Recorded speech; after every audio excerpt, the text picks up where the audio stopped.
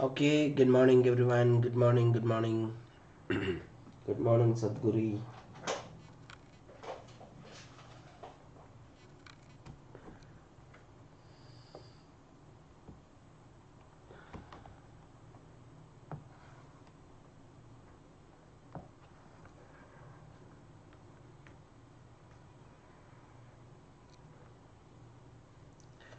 Good morning, all.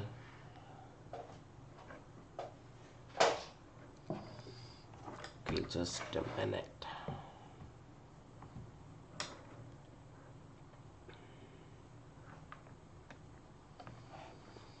Okay, what about others? Still did not wake up.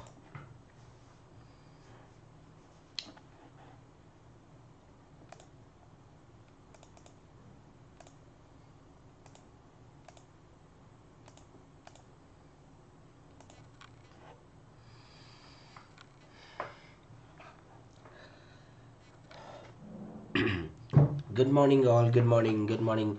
Okay, let's continue. No problem. Let them join.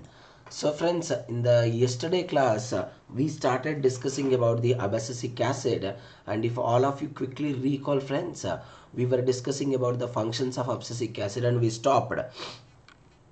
Good morning, all. So, friends, if you quickly recall, what did I tell to all of you? Abscisic acid is the stress hormone, and at the same time, friends, abscisic acid can act like what, friends? Abscisic acid can also act like a growth inhibitor hormone. That is what we people studied. And if you quickly recall what I told to all of you friends, listen to me quickly. In the year 1960, three individual scientists from the three different places and the three different laboratories, they have identified the three type of inhibitors. And what did I tell you, friends? After few years, it was found surprisingly that the three type of inhibitors are both structurally as well as, friends, functionally similar. That is what we studied. So based on the name of these three only, they have given the name ABA. Good morning everyone, please continue. I hope every one of you remember this particular point. Abscisic acid is what kind of a hormone, friends? We all people read very clearly, friends. Abscisic acid is the ubiquitous plant hormone, which means that it is basically synthesized in all parts of the plant body at a very low concentration. Hope all of you remember what is the most naturally occurring form of the abscisic acid that we have studied? Zeaxanthin. That is what we studied. And friends, zeaxanthin can be exhibited in which form, friends? Of course, friends, zeaxanthin can be exhibited always in the cis form. Very simple point it is. Okay, now friends, what are the various functions of this particular abscisic acid? This is the slide that we are studying and we are left with in the yesterday class. So friends, pay attention everyone. Abscisic acid, it induces stomatal closure. All of you listen, friends. What the abscisic acid is going to do? It is basically inducing the stomatal closure to prevent the water loss by transpiration. In the next slide, I am going to explain you, friends. You know, right? Once the stomata get closed, we can prevent the water loss very easily, and it also promote the seed dormancy. I hope you recalled. What is seed dormancy or dormant? I told to all of you, dormancy or dormant is the period where there is a no fertilization. Whenever there is a no fertilization, friends, there will be a no seed germination. No fertilization, no seed germination.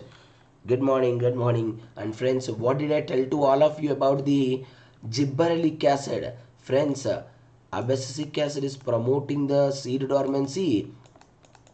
And if you quickly recall, friends, gibberellic acid is going to inhibit the seed dormancy. So friends, since it is inhibiting the seed dormancy, what you have to understand, there is a fertilization, And friends, there is a seed germination. Please kindly don't forget this. So that is the reason we said right yesterday, the gibberellic acid and abscisic acid both are act antagonistic to each other. What friends? Both are acting antagonistic to each other. That is the statement what we have studied. Okay, now listen. Third point. Friends, once again I am recalling the third point. Without confusion, please understand, friends. The third point says that it promotes the leaf senescence independently of ethylene. And I am reminding to all of you, if they ask you a question in the exam, which hormone enhances the senescence? Which hormones enhance the senescence? What is the answer that we can give? We can give the answer ethylene. And if they ask you a question, we discuss it, right, which delay the senescence, what will be the answer we will give, friends? The hormone which delay the senescence is the cytokinin. Is it? Of course, yes. Now every one of you listen to me. Then why we are talking about abscisic acid here? See friends, abscisic acid is also involved in the leaf senescence independently of ethylene. And why I am using a word independently of ethylene? The reason behind that, friends, when the ethylene concentration is lower than the normal. Everyone understand? When the ethylene concentration is lower than the normal, only during that particular time, only certain plants, not all the plants, especially friends, in the citrus plants, abscisic acid stimulate or promote the leaf senescence, but not in all the plants, not all the time. Whenever ethylene concentration is extremely low, only during that particular time. Next one, it promotes the root growth and inhibits the shoot growth at a low water potential. All the time, every one of you remember this particular point, friends. This is more important. Suppose, friends, every one of you understand, in the soil, what is the condition of the water?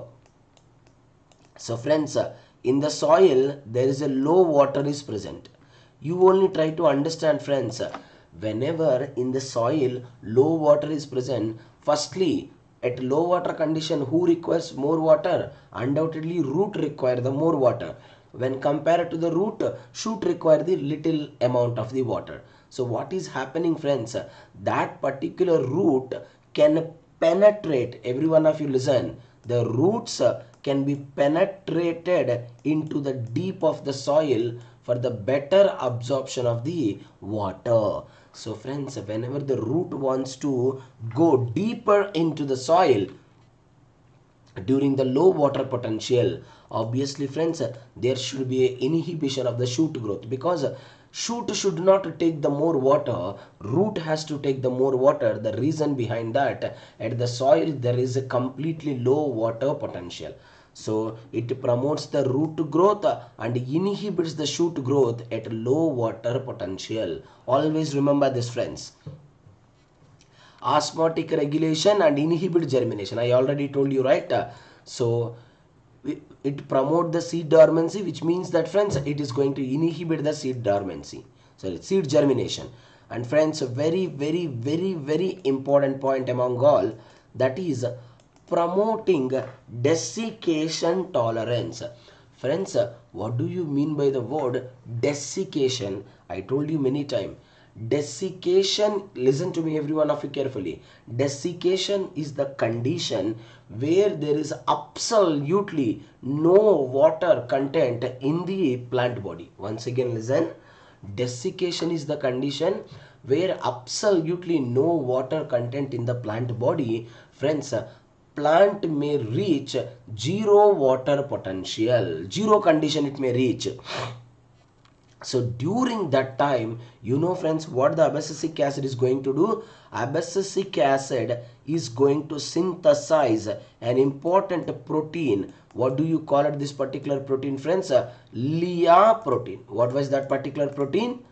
Lea protein. And when this particular Lea protein is getting synthesized by the abscisic acid, only during the desiccation or the low water conditions.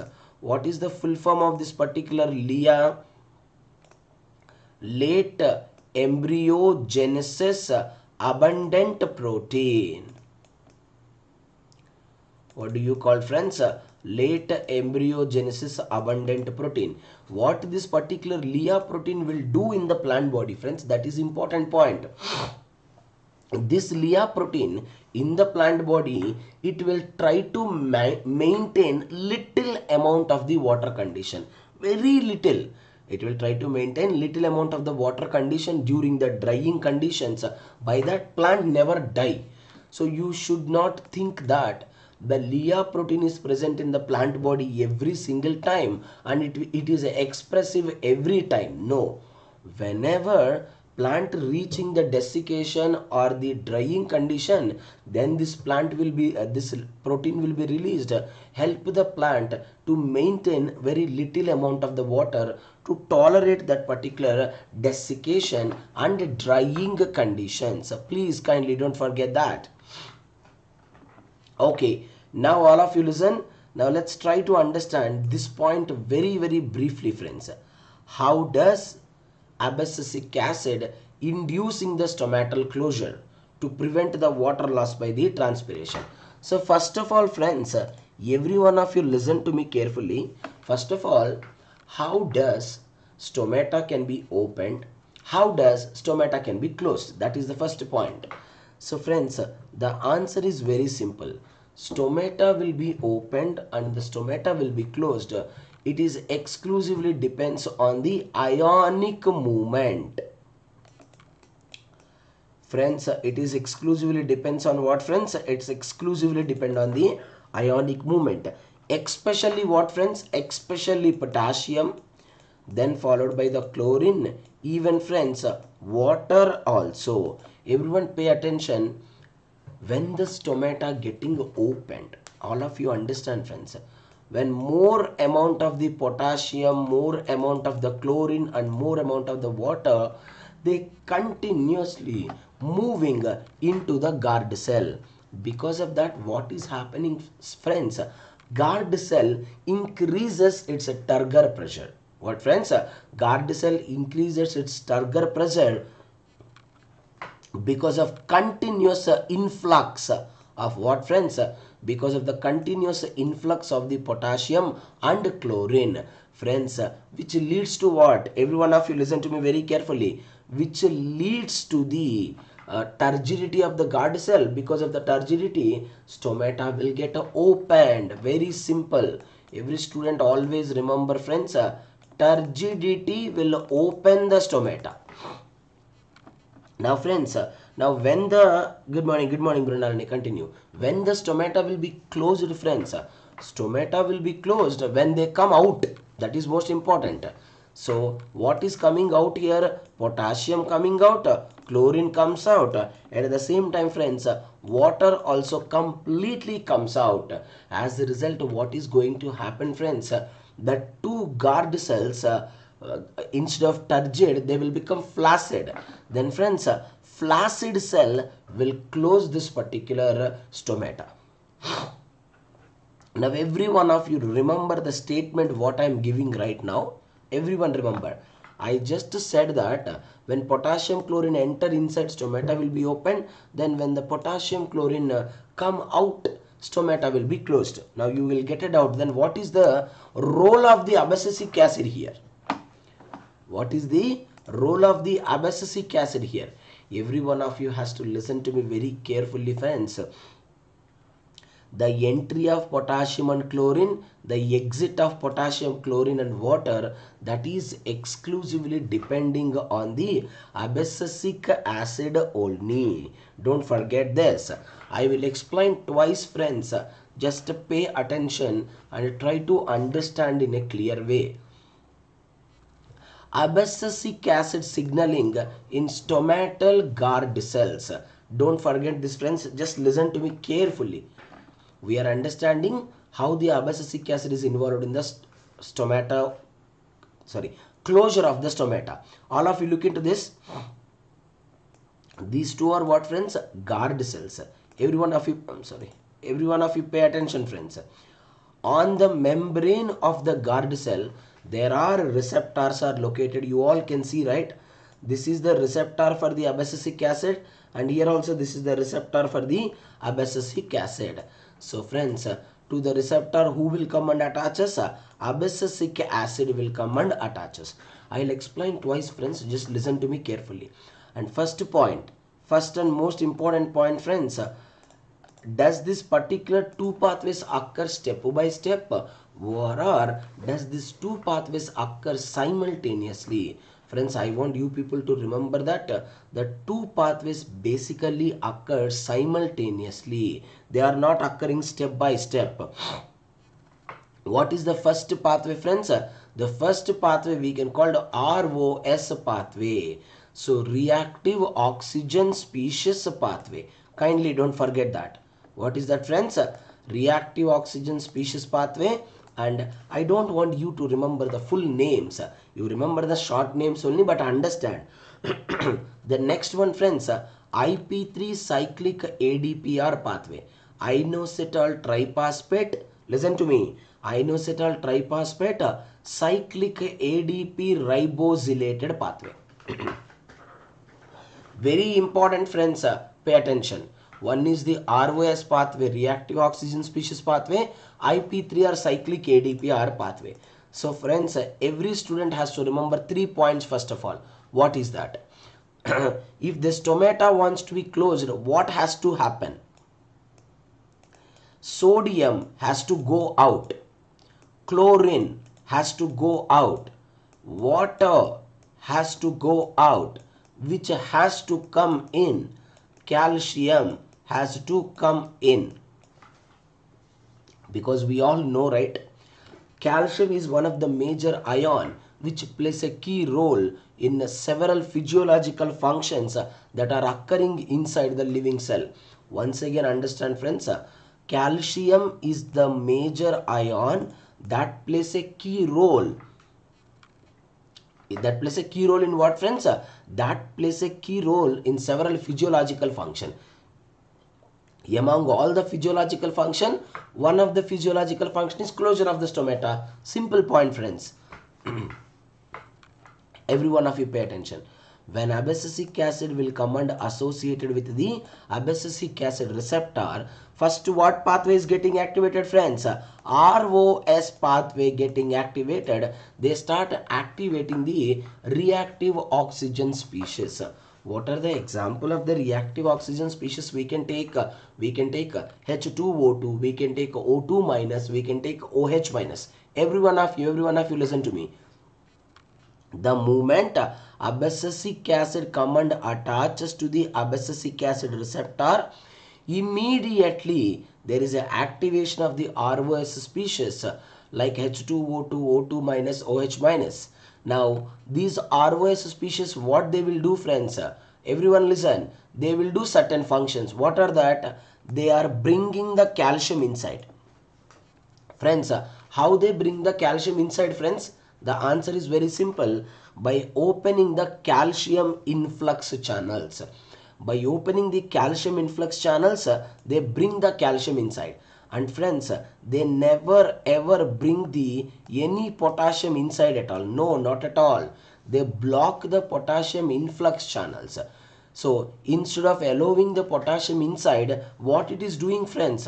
Whatever the potassium that is present inside, whatever the chlorine that is present inside, so friends, this particular potassium as well as the chlorine will continuously go out. What do we call it? That as we will be calling that as the efflux of the potassium and efflux of the chlorine.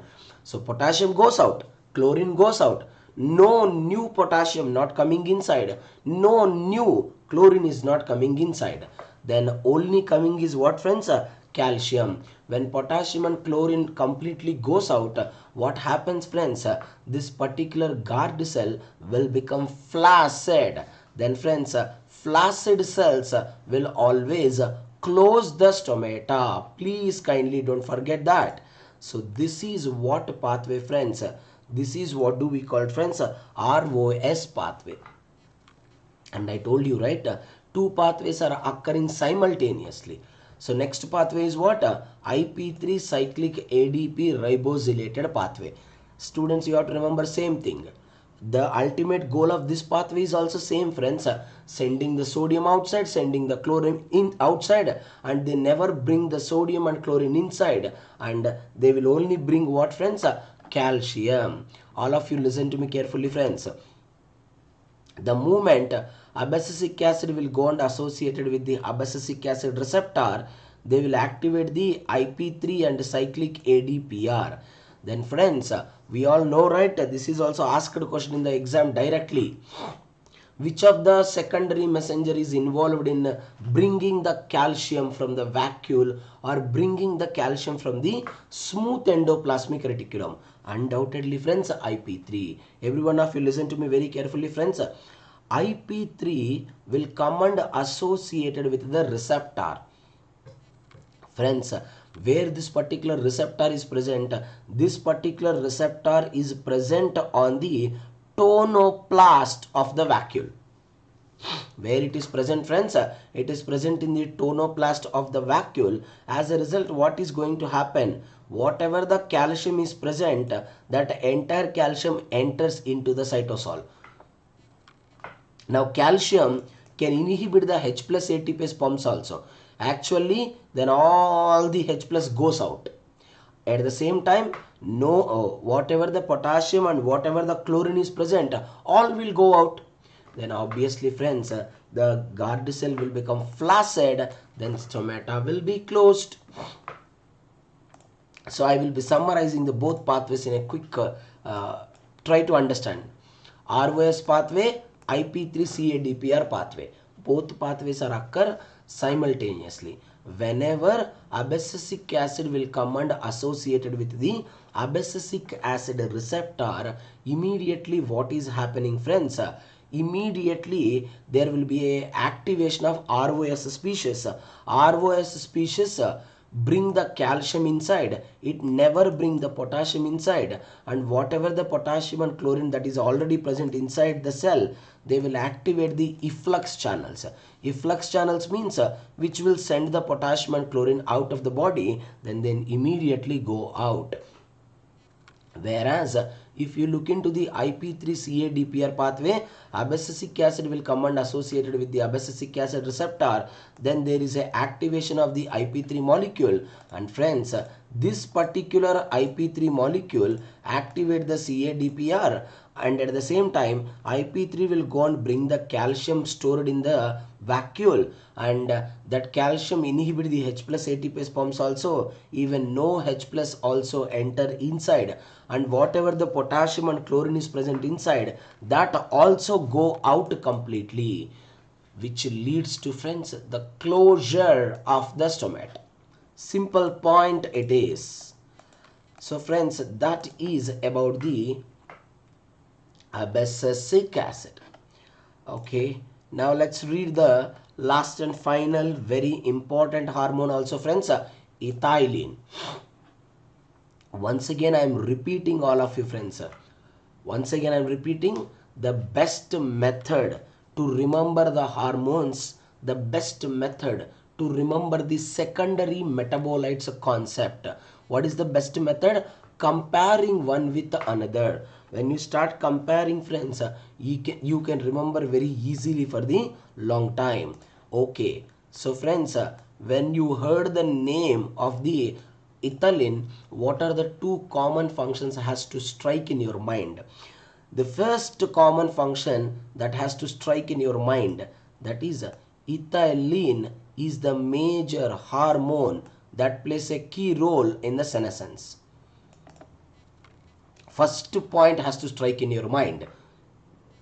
Second point has to strike in your mind, ethylene is the hormone which plays a key role in what, my friends? Which plays a key role in the fruit ripening. Please kindly don't forget this.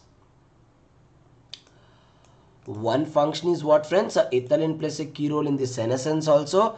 At the same time, friends, ethylene plays a utmost important role even in the fruit ripening also. Please kindly don't forget the point. Okay, I will explain you briefly, friends. Just listen to me carefully. Okay. So ethylene is the most important ripening hormone. Every one of you has to listen the statement. What is the name of the precursor? For auxin, what is the precursor? Once again, quickly recall. Auxin, the precursor is tryptophan. Abscisic acid precursor is IPP. Gibberellic acid precursor is GGPP. Cytokinin precursor is DMAPP. Is it? Of course. And friends, for the ethylene, the major precursor involved is the methionine. Please kindly do not forget this point at all. Okay, ethylene gas is the major plant hormone. Of course, friends, why the ethylene is required for senescence also, ripening also. And friends, please remember one of the most important point. Ethylene called as wounded hormone. What do you call, friends? Wounded hormone. So whenever there is a wound condition, I mean to say, whenever there is a damage in the plant body, the plant starts releasing this particular ethylene. Please kindly don't forget that. Of course, there is a no doubt ethylene required for plant growth. There is a no doubt ethylene required for the plant development. Ethylene can also require for the stress responses along with the abscisic acid. At the same time, we can also call ethylene is the wounded hormone. And friends, every one of you pay utmost attention. Please listen to me carefully. Where the ethylene is synthesized. See, all of you listen, friends. 70 to 80% of ethylene, everyone, 70 to 80% of the ethylene produced in almost all parts of the higher plants, including leaves, stems, roots, flowers, fruits, tubers, and seeds. Everywhere ethylene is getting produced. There is no doubt about it. And what is the another point you people has to remember? Highest concentration of ethylene. Where it is present, friends? Highest concentration. It is present in the senescing tissues also. At the same time, friends, it is present in the ripening fruits. What is the statement I can give you here? 100% of the ethylene. And friends, what is the major precursor that is involved in the ethylene? Methionine. We can call it as SAM. Yes, adenosyl methionine.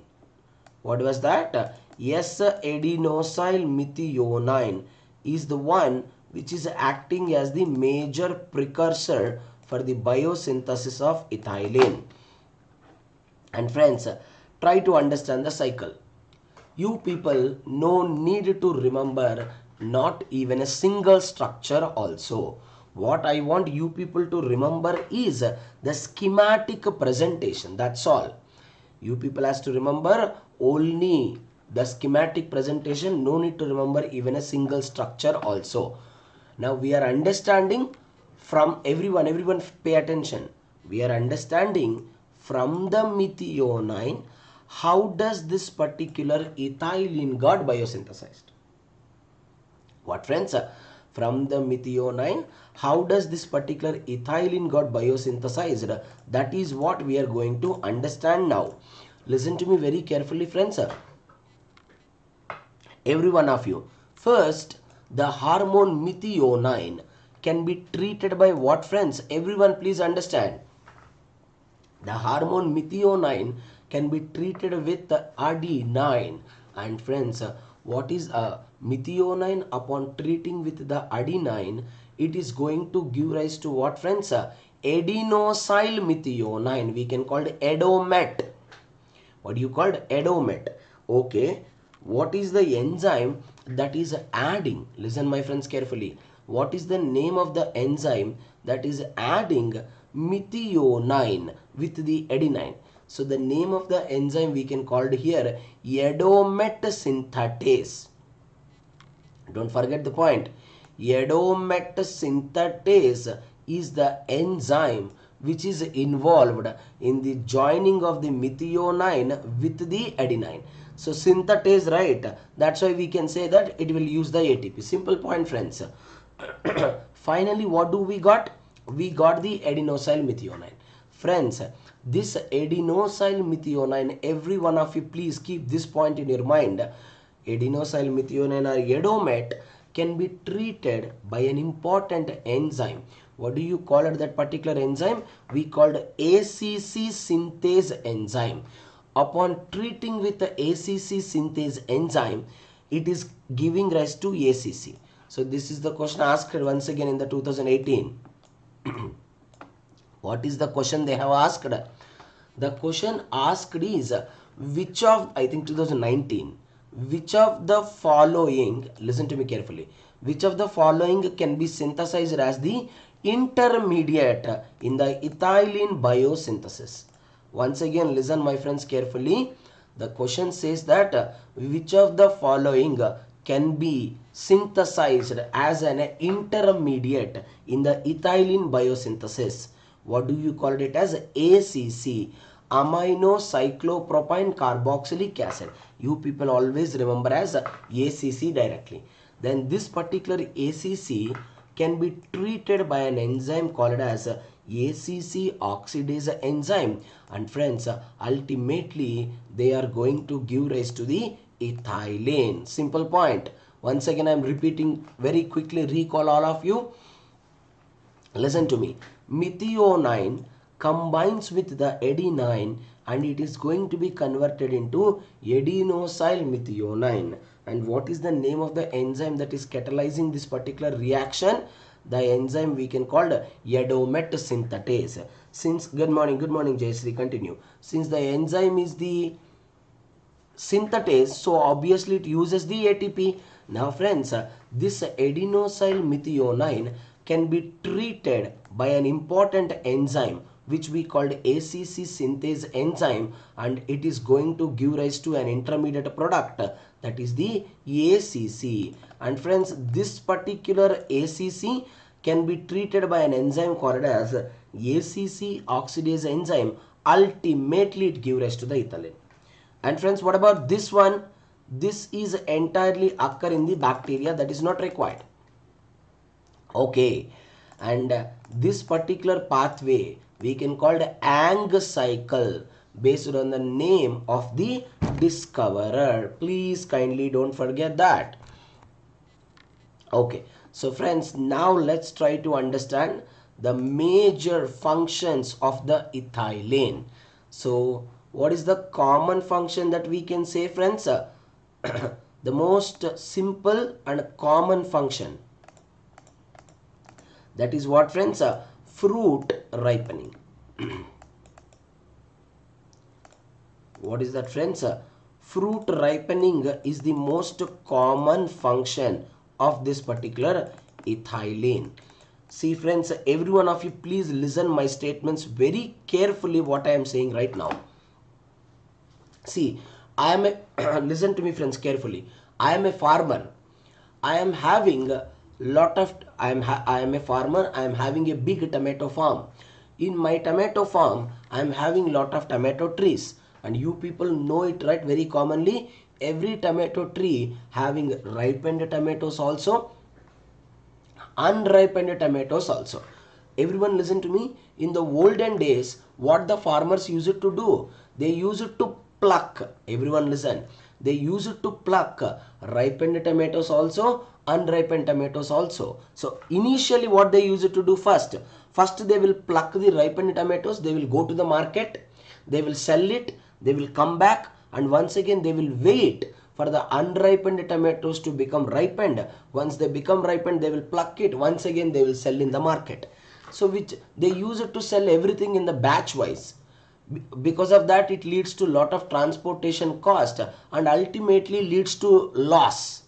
So now what the farmers are doing, friends, they will pluck unripened tomatoes also. At the same time, friends, ripened tomatoes also. Yes or no? Of course, yes. So, what they will do, friends? They will take the completely ripened tomatoes, and friends, they will also take what, friends?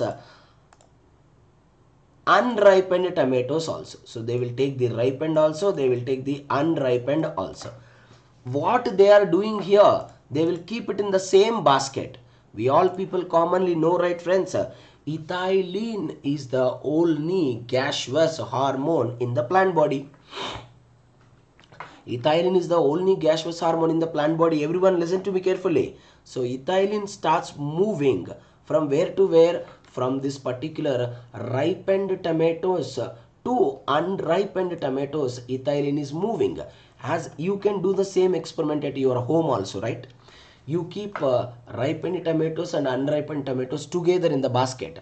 After 2 days, you can observe that unripened tomatoes also will become the ripened. That's a common mechanism. But friends, all the students listen my words. Hear what exactly I am saying. You know, there is a no doubt ripened tomatoes will pass. Ripened tomatoes contain ethylene. Ethylene is a gaseous hormone. They can diffuse into the unripened tomatoes and they will make the unripened tomatoes to become ripened. That is true point, but it takes time. It will take 2 to 3 days. But you know what the farmers use it to do? They use it to spray a solution. What do you call it, that particular solution, friends? We call it as ethaphone. What is that particular solution, friends? Ethaphone. Ethaphone means aqueous, listen friends, aqueous solution of ethylene. What, friends? Aqueous solution of the ethylene, we will be calling it as the ethaphone. Whenever we spray that particular ethylene, what is happening, friends? When we spray this particular ethaphone, it will allow the unripened tomatoes to become ripened before they reach market. They will spray throughout the night, so before they reach the market, the unripened tomatoes will become ripened. But friends, we can easily identify. Easily we can identify. Now you can ask me how. You know, when you look into the unripened tomato, friends, suppose example, if you eat the unripened tomato, it is very raw. It's very, very dry. But friends, if you eat the naturally ripened tomato, it is very fleshy. It's very juicy. You can easily discriminate the differences. Anyway, so that aqueous solution of the ethylene, what do you call, friends? Ethaphone. Kindly do not forget the point at all. So next one, ethylene also involved in the seed germination, but my friends, it is not at all most important hormone that is involved in the seed germination. Undoubtedly, friends, what hormone can act as a key hormone in the seed germination? Of course, gibberellic acid. But ethylene also have, I am using a word, not an active role. No, not at all. Ethylene having just a minimal role.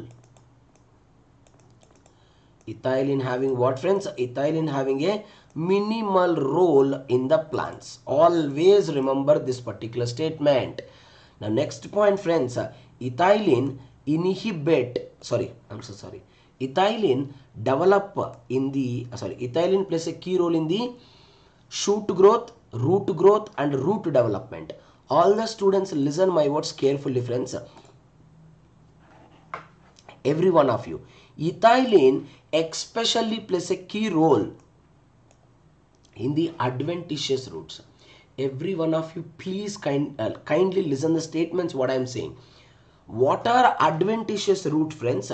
In the plant body, every time roots are originated from which part of the plant body?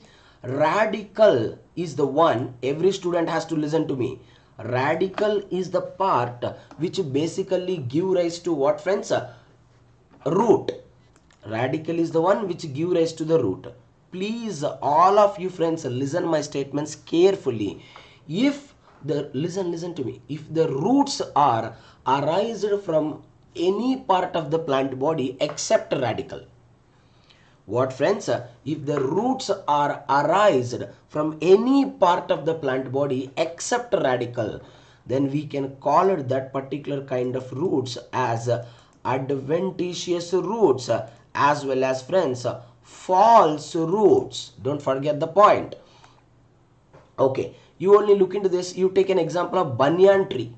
Friends, if you quickly recall the banyan tree, from the banyan tree, top of the shoot, roots will arise. Yes or no? Of course, yes. From the in the banyan tree, from the top of the root, shoot will arise. And friends, that particular shoot will come and touch the ground, right? It will come and touch the ground. I don't know whether you recalled or not. We read in the 10th standard also. We can call prop roots. We can call prop roots. Anyway, friends, where that these roots are arised from what? Shoot. They are not arised from the radicle. So this particular prop roots, what I can call it, I can call it as the adventitious roots. What are friends? False roots. Please kindly don't forget the statement. And I already told you, right? The most important ripening of the fruits and abscission of the leaves. What did I tell you about the word abscission, friends? Abscission means falling down. Falling down of the leaves. Actually, friends, don't confuse. Auxin is also involved in the abscission, no doubt about it. At the same time, ethylene also plays a key role, friends, in the abscission of the leaves. Please kindly don't forget the statement at all. Next point I want you people to remember. See, friends, everyone, it is evoking a phenomena called as epinasty. This is really important statement, friends. Suppose example, every one of you look into the picture. Friends, have you ever observed on the plant body, does the arrangement of leaf is like this straight? Never. None of the leaf on the plant body, it never associated very straightly. All the time plants will bend like this. Yes or no, friends? All the time plant will bend towards the sunlight. Of course, that bending only, friends, we can call it epinasty. Like this the leaf is present, friends. Is it? Of course, like this. If the leaf is not arranged like this, the leaf is present like this. So friends, this bending of the leaf towards the light, we will be calling it as epinasty. What we will be calling it as, friends? We will be calling this particular process as epinasty. Kindly don't forget this particular statement. Next, another very important function performed by the ethylene, promote triple response. Friends, this question also asked more than twice in the part B question. Which of the following hormone can show the triple response? And friends, please kindly don't confuse. Triple response means it will show three specialized functions. That's why we can call triple response. And the point is very clear, my friends. It is not at all showing the triple response in every single plant. No, it is showing that ethylene hormone showing the triple response only in the etiolated seedlings. Friends, this particular etiolated seedlings we can also call, friends, dark grown seedlings. What do you call, friends? We call them as the dark grown seedlings. Only in the dark grown seedlings the three responses can be shown. You have to listen to me. What are the three responses? Just remember. The first one, hypocotyl swelling. You can call the swelling of the hypocotyl. Right. Second one, inhibition of root elongation. What, friends? Inhibition of root elongation.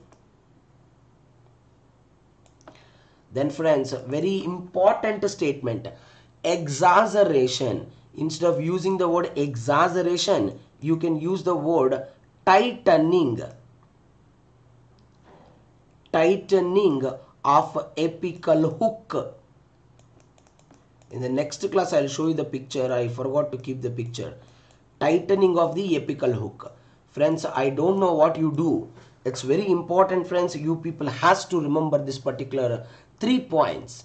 Hypocortical swelling, inhibition of the root elongation, tightening. Tightening of the apical hook means it never allow the hook freely arrange like this. It will make the hook to associate very tightly. From hook only root can be arised actually. Now that hook become completely tightened just because of this particular ethylene. And what is the point every one of you has to remember? Ethylene is going to show this particular response only where, friends? In the dark grown seedlings only. Kindly don't forget the point. Okay, and now friends, at last and final, let's try to understand about the ethylene signaling, which is very important for the exam.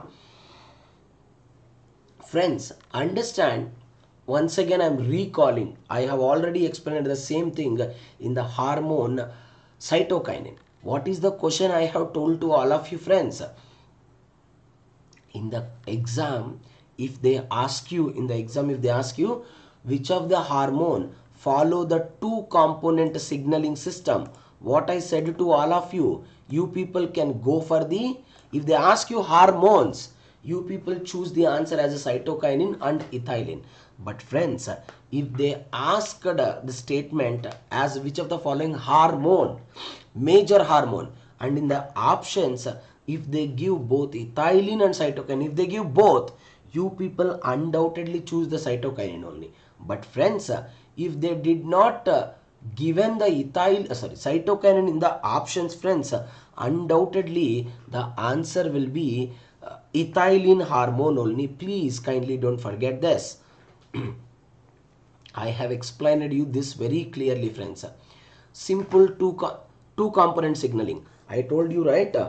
One is simple 2-component signaling system. Another one is what? Hybrid or phosphorylate 2-component signaling system. I hope every student remember. This is also question I have asked in the last class. I hope everyone remember. What kind of enzyme linked receptors are used by the plant hormones? I hope everyone answered it. Receptor histidine kinase, is it? This is what we studied, right? Receptor histidine kinase is the one which is basically plays a key role in this particular plays a key role in the ethylene hormone. Friends, quickly recall what is the simple 2-component signaling system. Everyone listen to me. This is the ligand. Ligand means what? Hormone. Hormone first attaches to the input. From the input, information passed to the transmitter. From the transmitter to the receiver. And finally, friends, output can be shown. That is what we discussed, right? This is what do we called simple 2-component signaling system. And friends, when you look into the phosphorylate 2-component signaling system, which is the hybrid, all of you listen. There is a input, there is no doubt about it. Input was given, information passed to the transmitter, and friends, receiver also associated here itself. That is why, friends, we called this as the hybrid histidine sensor kinase. And friends, from the receiver, it has to reach to the response regulator. But in the cytokine also, I have explained it the same thing very briefly. But friends, in between, there is an intermediate is present. What do you call that particular intermediate, friends? We can call it HPT. We can call it histidine phosphotransfer protein. What, friends? Histidine phosphotransfer protein. Then from this intermediate, information passes to the receiver, finally to the output. Very simple point. Now friends, I will explain the signaling very briefly. Just listen. You have to follow the same principle. What is that? If you want to understand the signaling, the method what I told you to remember, what happens in the plant body when there is a presence of hormone. That is what I told you. What happens in the plant body in the absence of the hormone? Is it? Yes. If you understand what happens in the presence of the hormone, absence of hormone, signaling is very, very, very easy. Now every student, please kindly try to understand. This is the condition, first condition. This is the condition, second condition. Now friends, please pay attention. In the first condition, there is a no ethylene. In the second condition, there is a ethylene. I will explain in a simple way, just to focus. When there is a no ethylene, the ethylene receptor get activated. Ethylene receptor get deactivated. What is the name of the ethylene receptor? We can call it ETR1. That is the major one. ETR1 receptor get inactivated. When ETR1 receptor get inactivated, it never activate the transcription factors. Transcription factors like EIN2, EIN3, EIL, EIL2, all the transcription factors get inactivated. Every transcription factor get inactivated. Friends, when ETR1 domain get inactivated, CTR1 domain also get inactivated, all the transcription factors inactivated, hence friends, there is a no response of ethylene. Now every student has to remember, in the second case, there is a presence of ethylene. Friends, every one of you listen this wonderful statement. This is the ethylene, right? Friends, I will explain once again, listen. If the ethylene want to attach to its receptor, everyone listen. Ethylene wants to attach to its receptor, it requires an important protein called as a RAN1 protein. You know friends, why the RAN1 protein is required? RAN1, suppose example, this is the ethylene receptor, friends. This is the ethylene receptor. Ethylene will come and attaches. This is the ethylene. But friends, if the ethylene wants to come and attaches to its receptor, inside compulsory copper is required. Without copper, friends pay attention, without copper, ethylene cannot associate inside. But if the copper wants to present inside the receptor, there is a protein is required. What is that called as?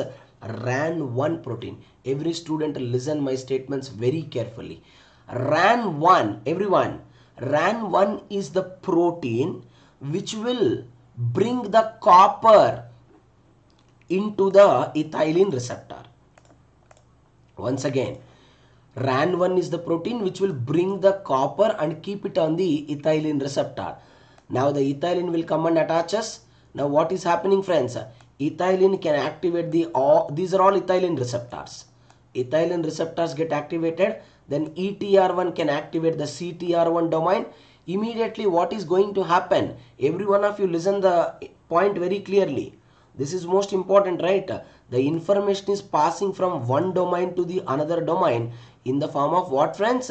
In the form of phosphate group. Very simple point. And I told you very clearly, information cannot directly enter inside. It is carried by an intermediate molecule. What do you call it as? AHP, Arabidopsis histidine phosphotransfer protein. Once again I am repeating, Arabidopsis histidine phosphotransfer protein. So AHP enters inside. Finally AHP enter inside. What happens now? AHP will go and activate all the transcription factors. They are all the transcription factors. EIN3, EIL1, EIL2. What are those? EIN3, EIL1, EIL2. These three are the major transcription factor enter into the nucleus. Will show the response of ethylene by stimulating the gene. You no need to remember this. Remember what exactly I said. So simply remember, when there is a no ethylene, ETR1 get inactivated, CTR1 get inactivated, transcription factors cannot enter into the nucleus, then there is a no response. Friends, whenever there is a presence of ethylene, what happens? If the ethylene want to attach to the receptor, there is a protein called as a RAN1 protein. That RAN1 protein will assemble the copper in the receptor, then the ethylene will come and attaches. When the ethylene comes and attaches, ETR1 domain get activated, it will pass the information in the form of phosphorylation to the intermediate called as AHP. Then AHP enter inside the nucleus. Through the nuclear pore, it will activate all the transcription factors. Then transcription factors stimulate the gene to show the response of ethylene. Friends, is that clear everyone? That's all about the hormones. Clear all of you? You can ask me if you have any doubts.